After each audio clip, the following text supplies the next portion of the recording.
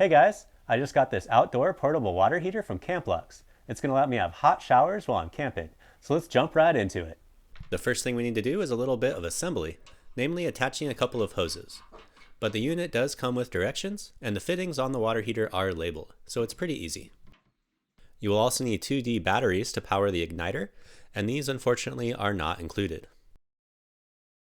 I wanted to get to know the water heater a little bit better before I took it camping, so I'm going to run a couple of tests. First, I'm going to test how much water the unit uses in 1 minute.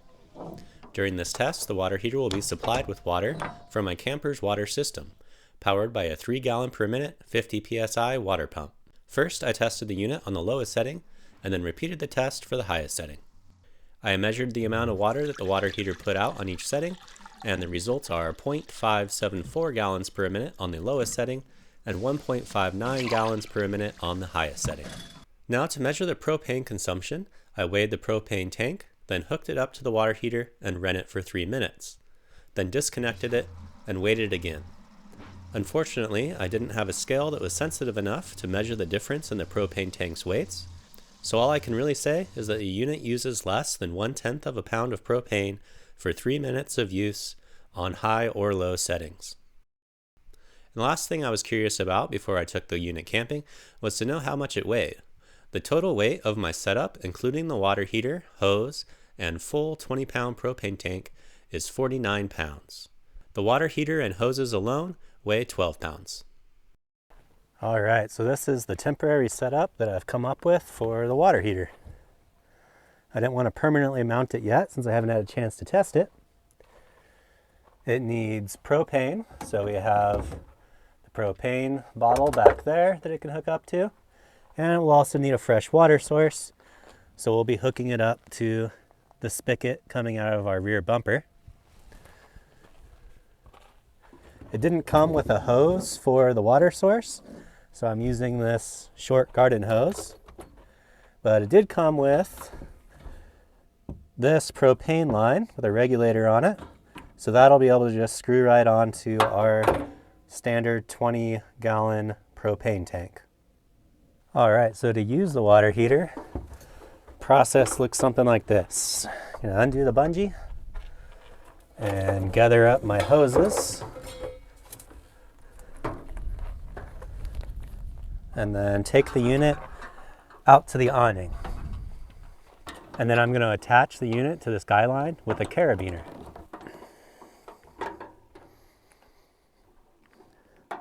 Okay, now I need to hook up my hoses.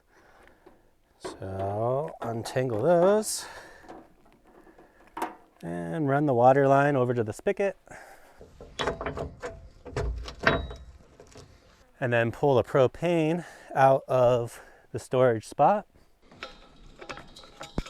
And that is hooked up. All right, now for the shower head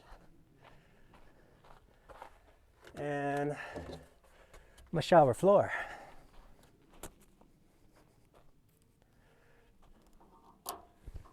All right, the shower head came with the unit and has a quick connect fitting on it. Rest that right there. My shower floor I actually found floating in the ocean. Thought it would work good for this. The water heater has 2 dials on it. One controls the amount of propane being burned, and the other controls the amount of water flowing through the unit. I start off at the coldest setting, which is full water pressure and minimum propane.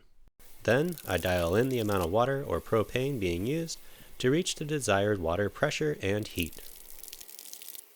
This is my first time using the water heater to shower. The air temperature is in the mid-50s and my water tank is not insulated. Under these conditions, I found that I was content with the water pressure near the lowest setting, but I wanted the heat cranked as high as it would go. I like the way the shower head has different spray options and a shut-off switch built into it, but the shut-off switch is a bit cumbersome, so you really need to grab onto the shower head and push it quite hard to get it to turn off, and even then it still leaks. All right, now that I'm all fresh and clean, we've got to take the shower down and pack it back up, which is pretty much the reverse order of when we set it up, with the added fun of trying to drain the water out of the hoses and out of the water heater. So I'm going to start with the shower head. disconnect it there, and then open the valve on this side, let the water run out.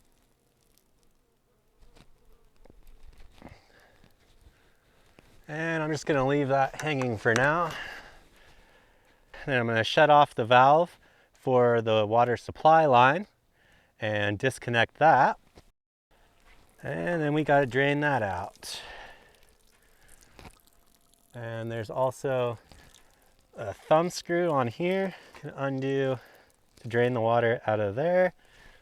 Not much water comes out, but the directions do warn that the water heater will break if you don't do this and it freezes. And then reinstall that. Close our propane tank and detach the propane line. Now then, put the propane tank away, back into its spot in the hatch. Then I'm going to grab my shower floor, shake the sand off of there.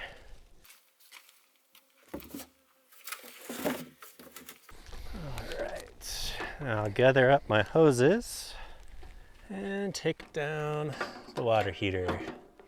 And then that goes back in the hatch as well.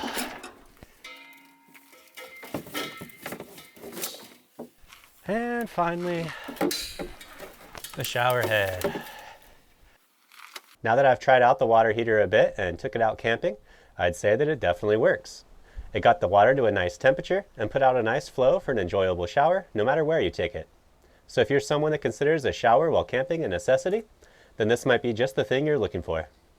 Personally, I drive a relatively small vehicle without large enough water tanks to be taking long, relaxing showers, so it felt like an overly involved setup and breakdown process to use the water heater when I was just trying to get soaped up and rinsed off. I also don't have an appropriate place in my camper to permanently mount the water heater where it could be plumbed into the water and propane systems and be given the ventilation it needs while operating, because it does produce quite a bit of heat out the top of it. These are concerns you would have with any water heater on the market that I'm aware of, so unfortunately I don't think a water heater is going to be part of my regular camping equipment, even though my overall experience with the Camplux water heater was a positive one. If you do have the fresh water and space available in your RV to take advantage of the convenient warm showers this unit could provide, then I'd say go for it. Take a look down in the video description for links to get more information or to purchase this water heater. Those are affiliate links, and using them does help to support this channel. If you found this review helpful, then you may also enjoy this video. And as always, thanks for watching.